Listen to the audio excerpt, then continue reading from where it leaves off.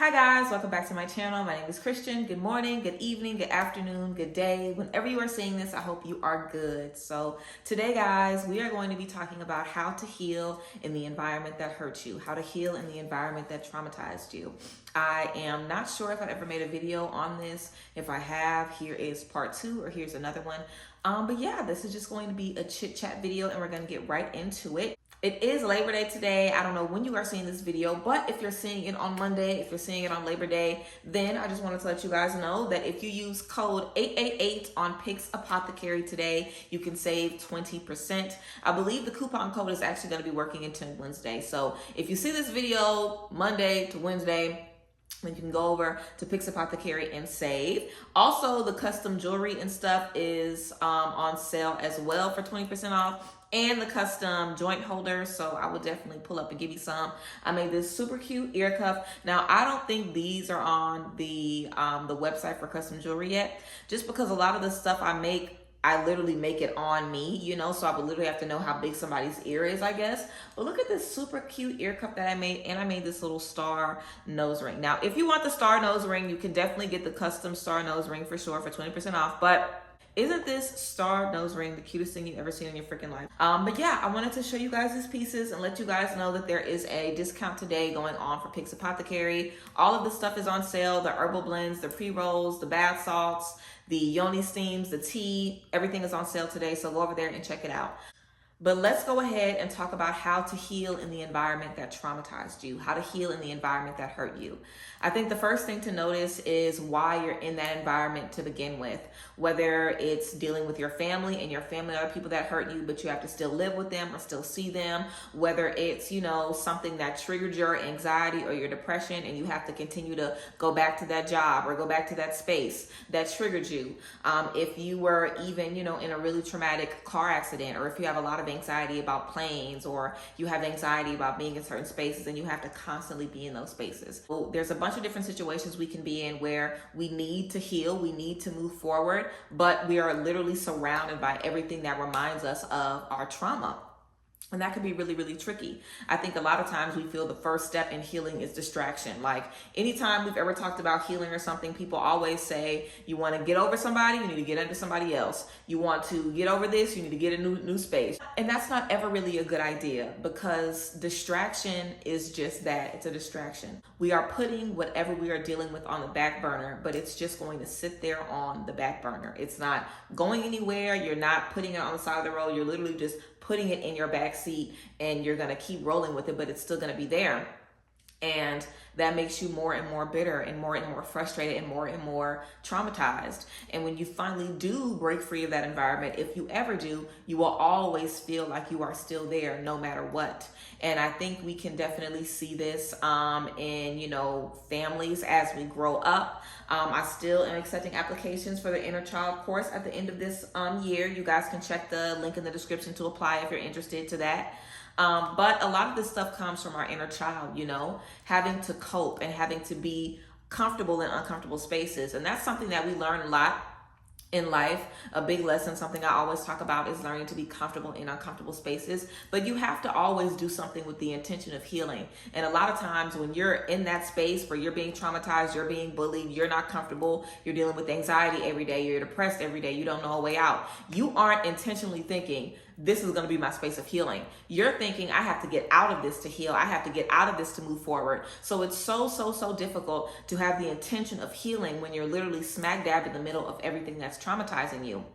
But I think intention is really, really important, because you can see everything as an opportunity to learn. And when you are in that environment, you have the benefit of learning from that environment while you're still there. You know, when you are doing inner child work, you have to mentally go back in your mind to moments when you were your inner child. You have to see yourself in elementary school. You have to see yourself, you know, maybe getting punished in a certain way. You have to see yourself being embarrassed. You have to see yourself and deal with all the cringy moments versus, you know, imagine if you were cognizant of what those things are going to mean in your childhood. Maybe you would have done some journaling. Maybe you would have worked on it. Anytime you're in the current space and you're able to pray about it, look at it differently, journal about it, put your attention on it, and try to kind of dissect it and reflect on it, you always do better because you're right in that space. You can see it in real time. So there actually is a benefit, and I was a little hesitant to say benefit, but there is a benefit to healing while you're in it, because whenever you get out of it,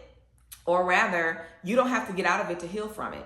You know, it's a benefit of healing while you're in it, because you can free yourself right now. You can free yourself today. You don't have to wait until you move out or get a new job or finish school or do this or the divorce is final, or you don't have to wait until any of that to free yourself and to become who you want to be. You can do it right now and have the healing that you want right now and have that new beginning. So I think that's the benefit. And also, I think, you know, anytime we do healing work and we're committing to a journey, we feel so much pride when we are taking care of ourselves and we're honoring ourselves, and when we're trying to do better, even when we're in spaces where everything is telling us that, you know, it's not going to be what it needs to be. It's going to be another terrible day. You know, we have to fight against those thoughts all the time. And you do have to fight against your own mental to remind yourself, I'm okay, I'm on the right track, I'm doing the right thing, because you might have a lot of stuff around you that's telling you the opposite. But once you come through that, once you can feel comfortable in that space, once you can feel good about yourself in that space and see yourself moving and grooving and shaking and taking action in that space, you feel so good. You feel so good. And no matter where you are, God is with you. That's something to remember too. You don't have to move out the house or do this to find God or find your new beginning. Your new beginning is right there with you. God is with you right here where you are.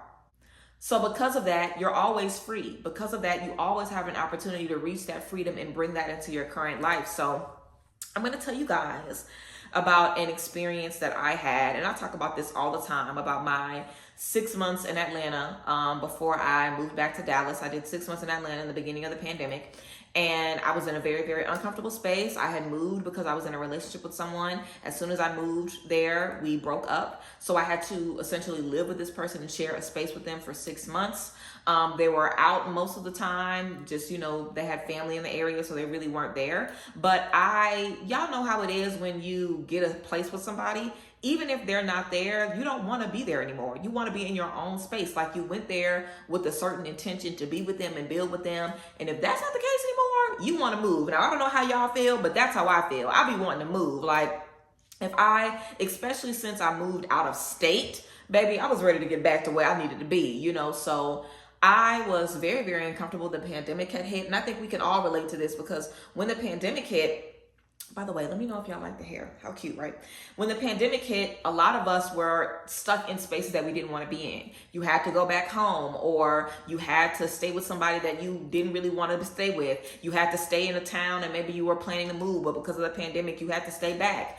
Maybe some of us lost our jobs, or you had to start working from home or doing school from home. We've all been forced to be in uncomfortable spaces, and some of us have grown from that and changed from that, and some of us are still uncomfortable in our own homes. Some of us are still uncomfortable in those spaces. I think the pandemic really was an opportunity to show us how to thrive in a space where there is hell all around you, frustration all around you, confusion all around you.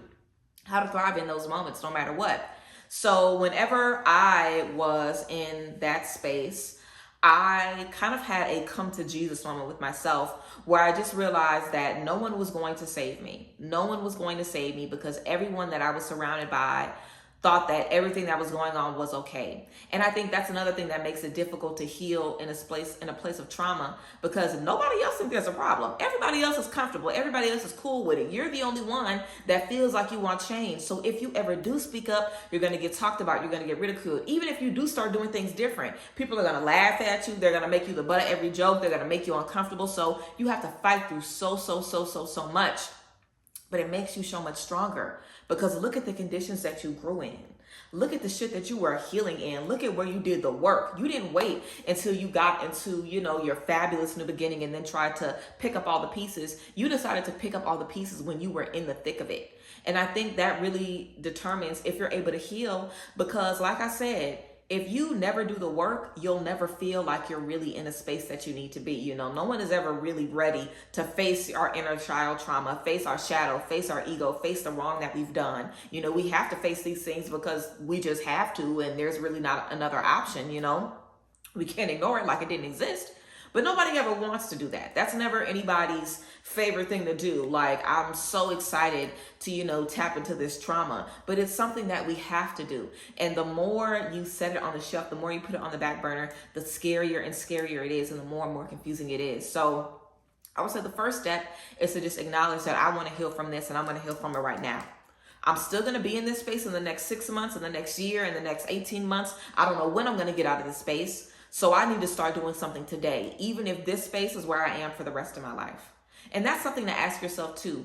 Are you willing to do something different? Because what if this ends up being the space you're going to be in forever? Some of us say, oh, I'll change when I do this, or oh, I'll get better when I do this. But what if it never happens? What if you have to stay in that space for the rest of your life? Are you going to change? Is it worth it to you to try to bust your ass and do it in the current space that you're in? Or are you comfortable waiting for the opportunity? It's going to be way more difficult to do it with all of these things against you. But hey, that's what you have to, if you want the healing, if you want the fresh start, that's what you have to accept. You're going to have to do this. You're going to have to do this in that space. And like I said, you might get laughed at, you might get ridiculed, but you have to remember your intention. You have to remember your intention. So I'm going to literally let you guys know what I was doing when I was in this space and I was trying to get healing. And also, I've blocked out so much of my memory from other traumatic spaces in my life, because that moment in Atlanta was not the first time that I was in a really, really uncomfortable space, and I had some serious healing to do. And I'm not going to give too many details on the other time, but I don't even remember what I was doing in that space because I literally blocked so much of it out. But I spend a lot of time in my head. When I'm confused, when I'm reflecting on something, I might not even talk for like days, because in my head and that might seem not even like a big deal to not talk for days, but I don't know if y'all know me or other Leos, baby, we could talk till ain't no more talking to do. But I just really get in my head, and I analyze everything, and I think about everything, and I think. And when we're in our head, most of the time we're talking to God, or we're praying, and we're not even realizing it, because we're looking for answers and we're trying to make things make sense. So I would definitely recommend lots of prayer. I would definitely recommend, doing things that make you feel grounded, and doing things that put you in a different mindset. So for me, that was staying outside. Like when I was in Atlanta, if you are a Pageant Queen Pixie veteran, then especially on the Instagram, then you remember I used to be outside on my wooden patio. There was literally like the forest. I literally stepped on my wooden patio. There was a wooden railing, and beyond that railing was the forest. And I would go out there. I would do my yoga. I would do my content. I would do my readings. I would do all kind of stuff out there, soaking up the sun, And actually, what's so crazy? I actually had starter locks in my hair when this was going on. Like I had my hair in 2-strand twists that were really small, but I just kept it in as like a style, and I ended up taking them out. But I low-key had like, starter locks, so I was wearing my natural hair. I was back on my skincare journey, and I had lost all of that. I wasn't eating correctly. I wasn't taking care of my skin. I wasn't taking care of my hair. I had maybe worn a turban for about a month straight. I had not done my hair. My hair literally was in a turban. I ran out of my skincare products forever ago. So I was just using whatever I could use, not really taking care of my skin, not keeping up with the things I know I need to do. And getting back to yourself is also really important, because a lot of times when you're in spaces that are traumatized you have lost yourself. The stuff that you used to do that really used to make you feel good, you don't even do that anymore. You don't sing anymore. You don't read your Bible anymore. You don't talk to your friends anymore. And that's the space that I was in. I really didn't have a lot of people to talk to. I wasn't really even enjoying life. I was just on autopilot, going from day to day. And, just not really having a good time, not enjoying the stuff I was eating, not enjoying where I was staying. It was a really rough moment for me, where I was never really secure. And the moment I got secure, like I said, the breakup happened. So I was back in a space of not being secure, not knowing what I was going to do or how I was going to move. So I had to get back to things that made me feel better. I had to get back to my self-maintenance. So that's something too. Spend time in nature, get back to your singing, get back to playing your games, get back to, creating your content, get back to your journaling, get back to your meditation, your spiritual baths, whatever you have to do, get back into it. Your skincare, your health, whatever you need to, whatever you have lost in this point of trauma, get back to it. So ask yourself, what have you lost? Make sure you tap back into that. I was spending a lot of time outside. That was making me feel really, really good.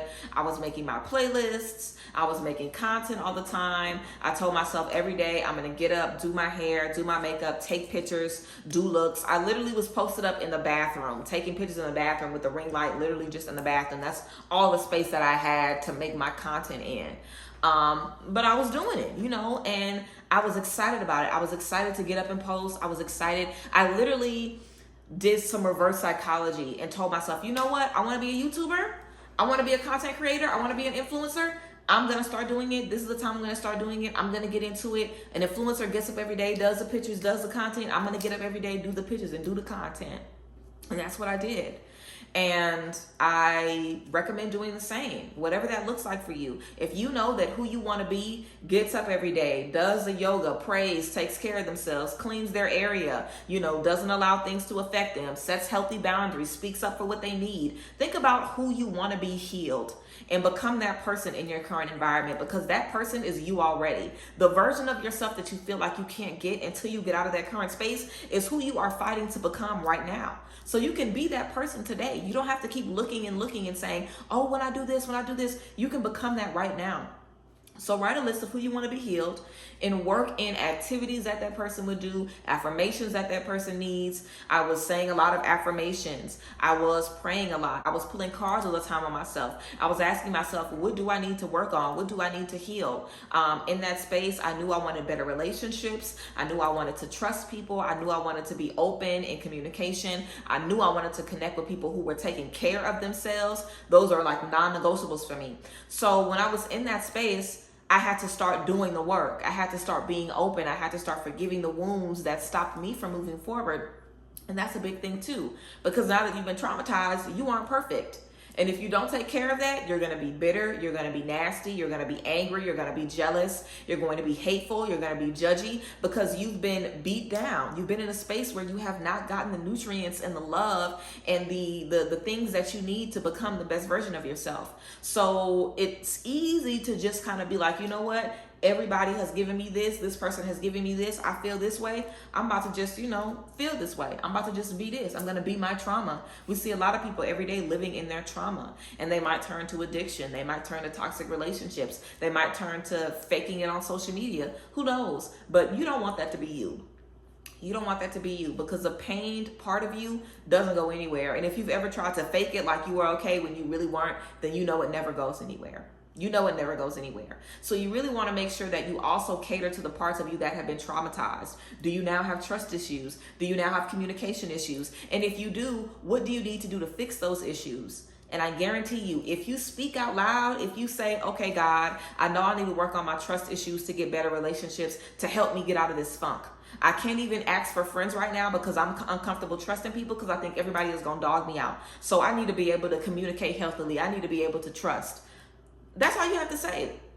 Whenever I said that and wrote that stuff down and was mindful about it, I started meeting people, I started connecting with people, and it was easy, effortless connections. I found my community, and I found specific people that I was meeting. Mind you, I don't even really talk to anybody that I, met during this time, but they taught me something important. They gave me something that I needed. Like, when you're in a space of healing, in a space of trauma, you're not gonna find tools in that trauma. Like, in the current space, you might not have nothing in your house or nothing in your job that helps you out, but when you get outside of that, your friends will start telling you stuff. People at school will start telling you stuff. People online will even start commenting under your videos or commenting under your content like, dang, this really helped me out. I've been dealing with this and dealing with this. And you might feel like, you know what? This person's dealing with the same thing I'm dealing with. I do have a purpose. I do have a plan. I do need to share more. I do need to communicate more. So it's really important to give yourself a chance to unlearn the things that you've been programmed to believe about yourself when you were in that space where you weren't getting what you were supposed to be getting in the first place. Sometimes we allow a space that can't even give us half of what we need to determine who we are, to determine what we're deserving of. Why do that? Why do that? If you were telling somebody, you know what, I'm looking for a 2024 car, and they're like, all we have is 2000s. You gonna stay there and keep browsing? You're not. You're gonna go to the next lot because they don't even have what you need. So that's the kind of space you need to be in when you're trying to heal, in a space where you're not getting what you need already. Don't expect much from that space. You need to look elsewhere. You might still have to lay your head there at night. That's cool. We all can't, magically poof into a new place. You might still have to go to that job every day. That's your source of trauma, because every day you go there, you're drained, you're upset. But there are things that you can do in those spaces as well to make you feel better. So that's kind of the basis of, connecting with different people, realizing your trauma, recognizing your, purpose, recognizing who you are, doing the things that you stopped doing, getting back to who you are. Also for that space, I would definitely recommend getting a Bible, getting some evil eye jewelry, blessing you some oil, getting some Florida water, cleansing your space, getting some incense that you pray over, using some sound bowl healing, open the windows, praying a prayer of protection over yourself every day. A lot of stuff like that is going to be really, really good. If you work with crystals, using amethyst, using black obsidian, using tourmaline, those are going to be great to protect your mind and your overall spirit. But again, your mindset and your intention is the best thing. I think whenever we are using these physical tools, it's all about your intention that you're putting behind it and your faith that these things are going to just kind of remind you that you're safe, that you're protected, that you're good. I would definitely recommend reading Psalms. Find you a Psalms that speaks to you. You can start with the 23rd Psalms if you want to, but find encouraging words that you can say to yourself all the time. Find ways to encourage yourself and see that you have to reprogram your mind consistently. You cannot allow like another seed of that trauma to kind of plant and start to grow, because you already have too many seeds. And that's not to say that you can't get re-traumatized while you're working on your healing, because you potentially can be, but you're going to handle it differently. So how I handle this differently, guys, I'm just going to give you guys an example. So there was a situation where we both had to take off work. They were going to be reimbursed for their time off work, and I was not going to be reimbursed for my time. And at first I was just like, okay, because I was really so used to accepting crumbs and not really saying anything. But I was like, you know what? That's not going to fly. If you're getting reimbursed, I need to be reimbursed too, because I need to make X amount of dollars, because I'm trying to do what I need to do. So if you're about to get reimbursed, I need to get reimbursed too.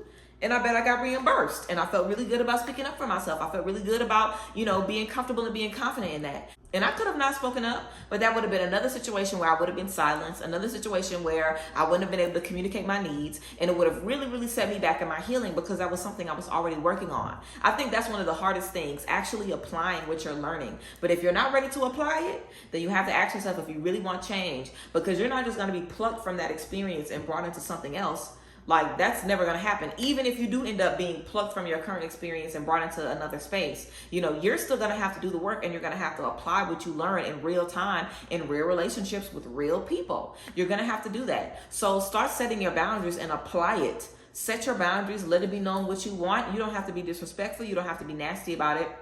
But you are working to become a new person.